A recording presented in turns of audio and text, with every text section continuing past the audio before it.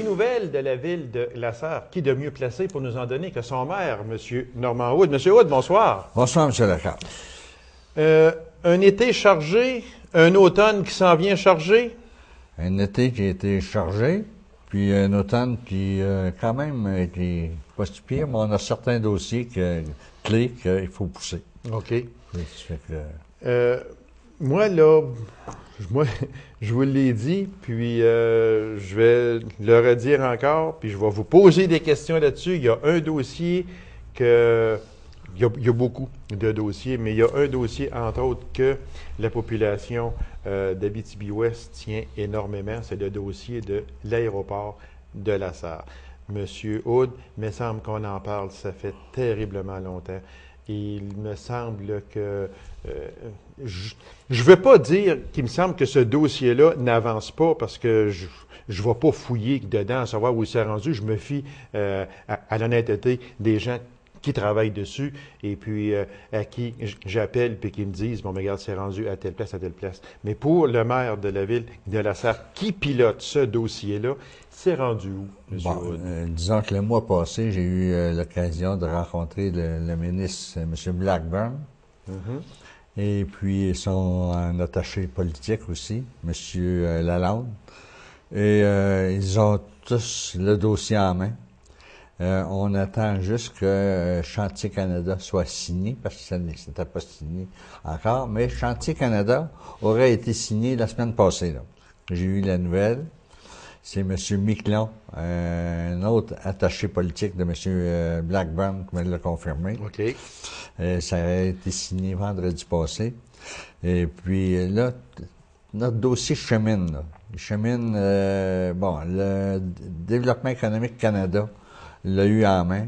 On a fait faire, nous autres, une étude pour du développement économique face à cet aéroport-là, parce qu'il faut avoir quand même un dossier qui est très, très bien monté.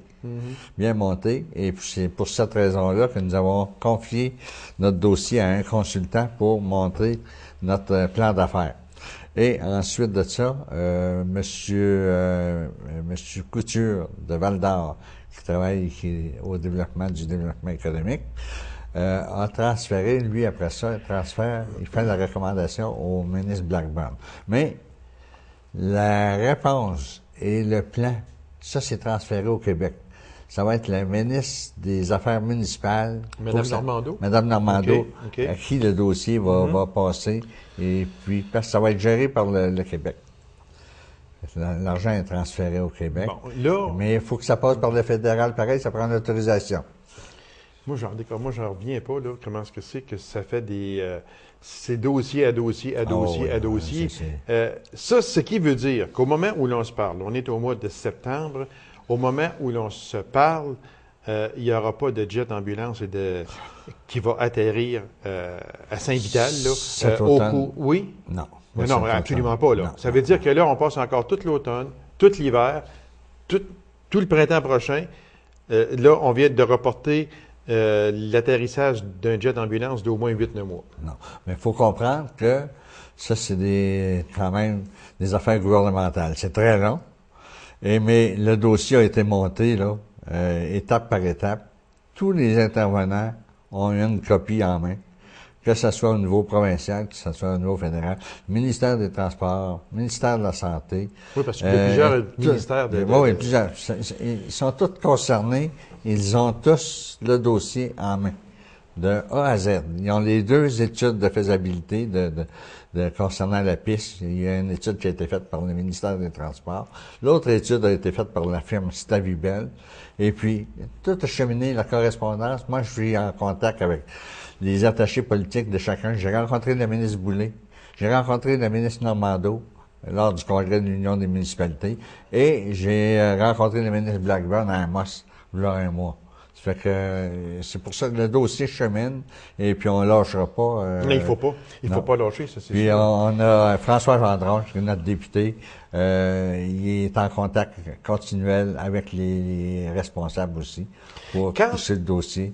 Quand on dit, là, M. Hood, moi, ma peur, c'est que le gros du dossier, c'est le fédéral qui l'a dans ça, le gros du dossier? C'est le fédéral. C'est le fédéral. Bon. Moi, ma peur là-dedans, c'est que il y a des élections le 14 octobre, peu importe qui va rentrer au pouvoir, là, mais il reste que s'il y a des changements dans les ministères, le ministre qui était responsable de ce dossier-là n'est plus le ministre responsable après le 14 octobre. Il va falloir encore une fois tout recommencer comme c'est souvent l'habitude. Ça va traîner encore.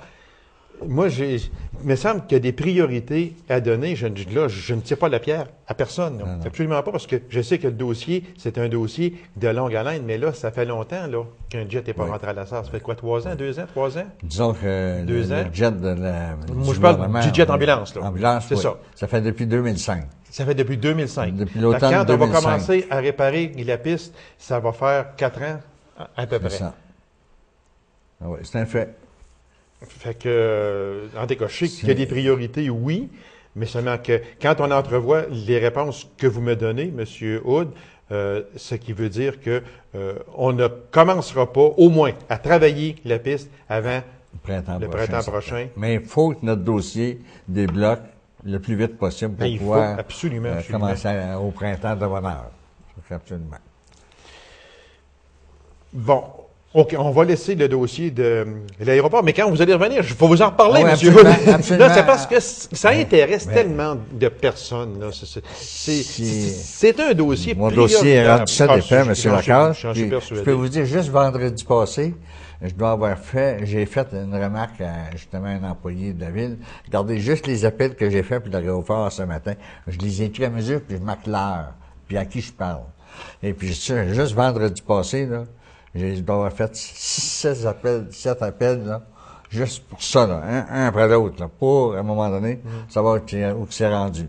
J'appelle à Val-d'Or, à Rouen, à Montréal, à Québec. Ah, je sais que vous poussez le dossier. Là. Moi, je vous lance pas la pierre du tout. Là. Mais sauf que les gens sont inquiets parce qu'il arrive quelque chose, il faut faire appel au jet ambulance. Bien, il faut faire 1h15, 1h20 d'ambulance avant de se rendre à l'aéroport à Rouen. Puis il faut faire comprendre aussi que ça concerne tout l'Abitibi. Ben oui, c'est sûr. Ça concerne pas juste la ville de la Sarre.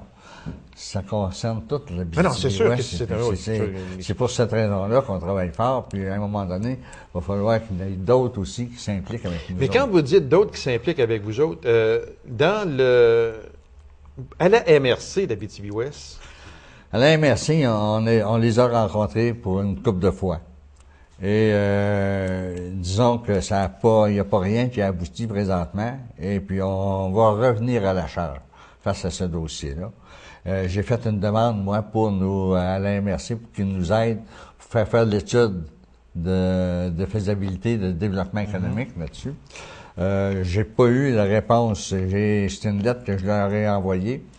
Et puis, j'ai pas eu de réponse par écrit. On m'a donné une réponse un petit peu verbalement à l'effet que le maire n'avait pas l'autorisation de faire une demande pour de l'aide. J'aurais aimé, à un moment donné, qu'au lieu qu'on me dise ça, peut-être qu'on me réponde, ben écoutez, on peut peut-être en discuter, puis après ça, ben s'il y a une possibilité, ben pourriez-vous nous envoyer une résolution de la ville pour demander de l'aide.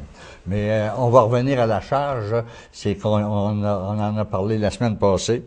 Et puis, on devrait en reparler lors d'une assemblée.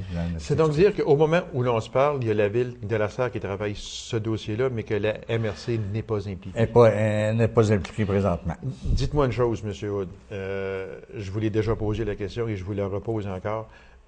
Quand un dossier comme l'aéroport de la Sarre arrive sur le bureau d'un ministre, que ce soit fédéral ou provincial, peu importe, est-ce que ça aurait plus de poids, est-ce que ça aurait plus de portée si c'était envoyé par une MRC que par un conseil de ville?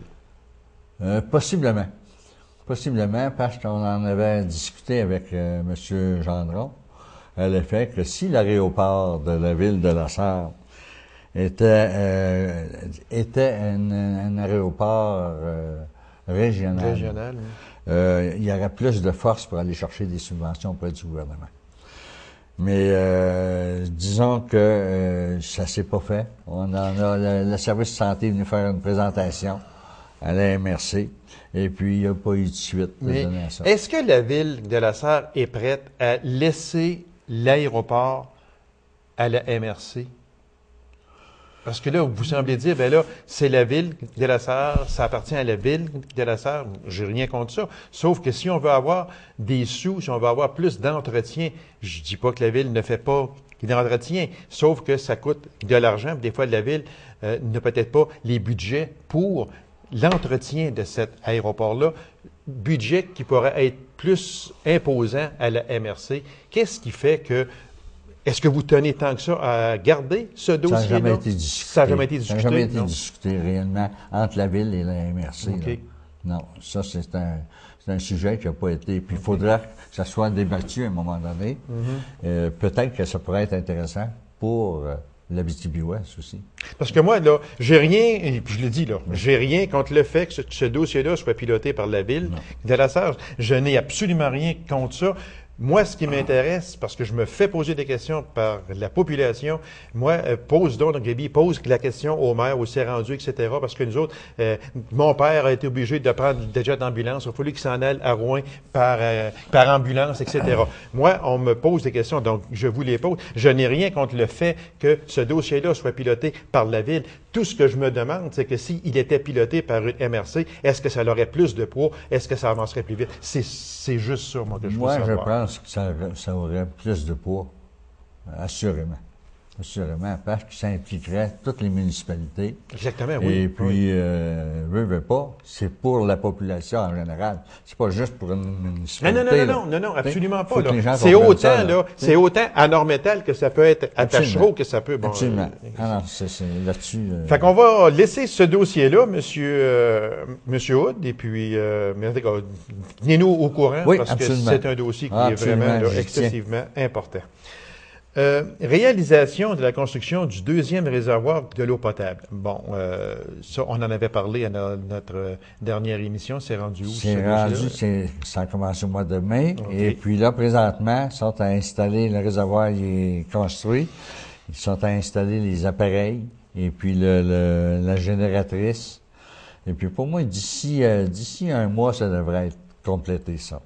Ça va donner quoi de plus? Un deuxième réservoir, ça va donner une sécurité d'alimentation pour le domaine du Buc, avec une meilleure pression, et le domaine Trudel aussi.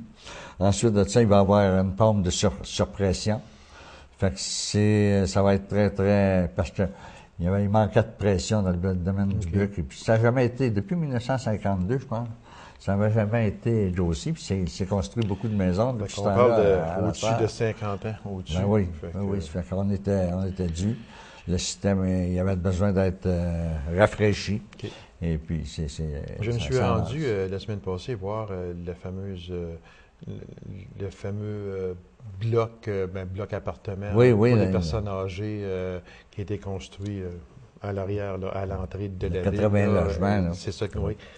C'est un plus pour la ville? Oh oui. Présentement, il est plein. Et puis, c'était un besoin. C'était un besoin réel. Et puis, vous voyez, la preuve, il est plein, là. Ça fait que c'était dû.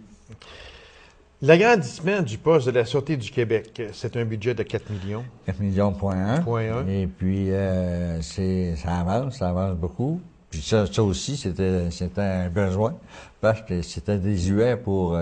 quand ça a été construit, c'était juste des hommes qui étaient policiers, tandis que là, il y a autant de femmes que d'hommes. Ça fait que faut que tout soit en double. Okay. Les chambres de bain, les douches, les isoloirs pour les questionnements. Il y a un peu de place. Okay. Il est empilé. Parce que là, on l'a doublé, sinon plus, je pense. Hein? Ça a doublé. Ça a doublé. Fait que, non, ça va être un bel édifice et puis il va être visible. Là, on le voyait pas. On le voit déjà. On le voyait pas là, on le voit déjà. Oui, ça va être bien. Il y a eu beaucoup de permis de construction. On parle jusqu'au début septembre 2008. On parle de 257 permis pour une valeur de 7,2 millions. C'est une de vos bonnes années? Une de nos bonnes années. Mais ça fait 3 ans là, que la construction va bien à La Sarre. Et disons que cette année encore, c'est au 2 septembre, c'était rendu au-delà de 7 millions. Ça veut dire, puis ça continue, on a des demandes encore. Ça veut dire qu'à ce moment-là, ça va être pour moi cette année, ça va être un record. Mais il faut dire que dans ce 7,2 millions-là, la bâtisse qui vaut quelques 4 millions, je pense, quelque chose, est-ce que c'est inclus là-dedans? Oui, mais c'est pas une évaluation de 4 millions qui rentre à ce moment-là. OK. Ça, c'est l'évaluation du gouvernement, mais l'évaluation de la construction, là, c'est... Donc, ça a été une bonne année pour les permis de construction, parce que je pense qu'en 2007, ça avait été un petit peu... il y avait eu une baisse, si ma mémoire est fidèle. Non, ça avait été bien. Oui, ça avait été très bien. Non, franchement, là, ça continue. Et puis, là, on développe cette année.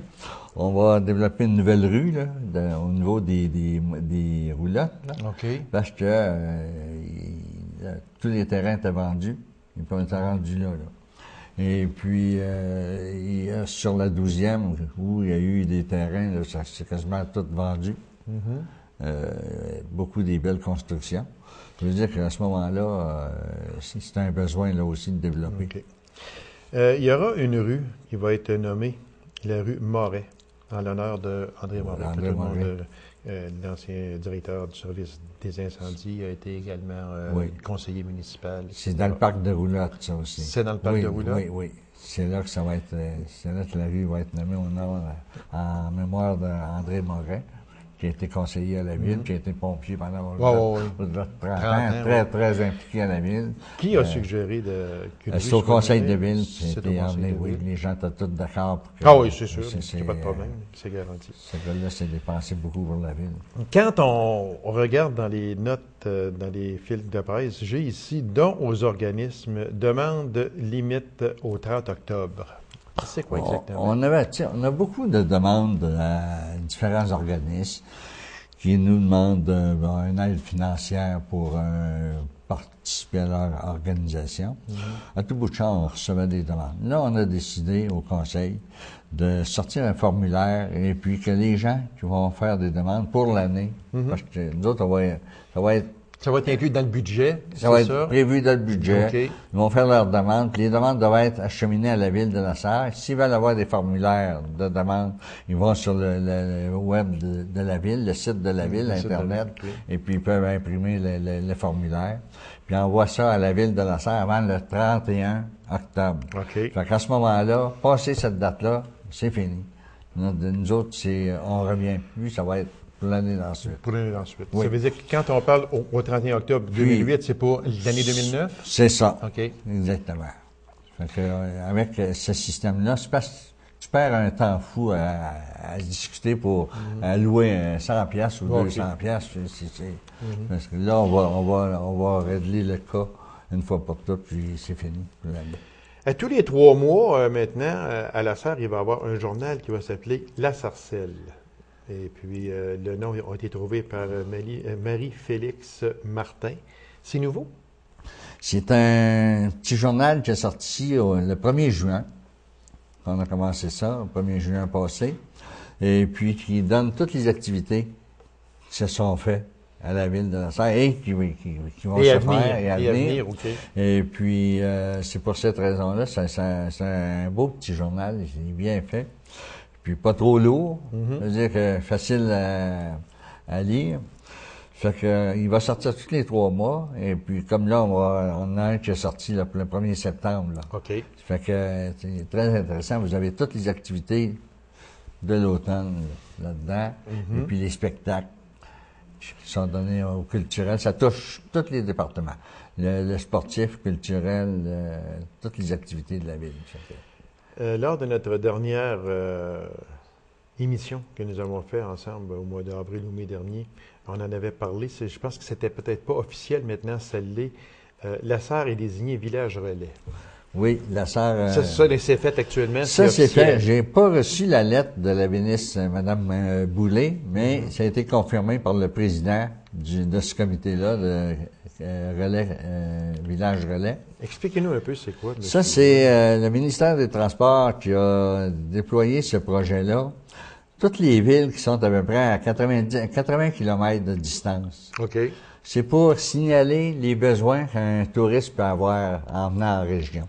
C'est-à-dire, si quelqu'un vient avec un motorisé, par exemple, puis il est rendu à Rouen, puis là, il est rendu, il est parti de Rouen pour s'en venir vers la Sarre, là, il s'aperçoit qu'il y a un problème, il va avoir un problème il va avoir besoin du fuel, il va avoir besoin d'un restaurant, d'aller coucher quelque part. Okay. Bon, ben, ça va être identifié. Il va voir qu'il y a des pancartes, là, village relais à la Sarre.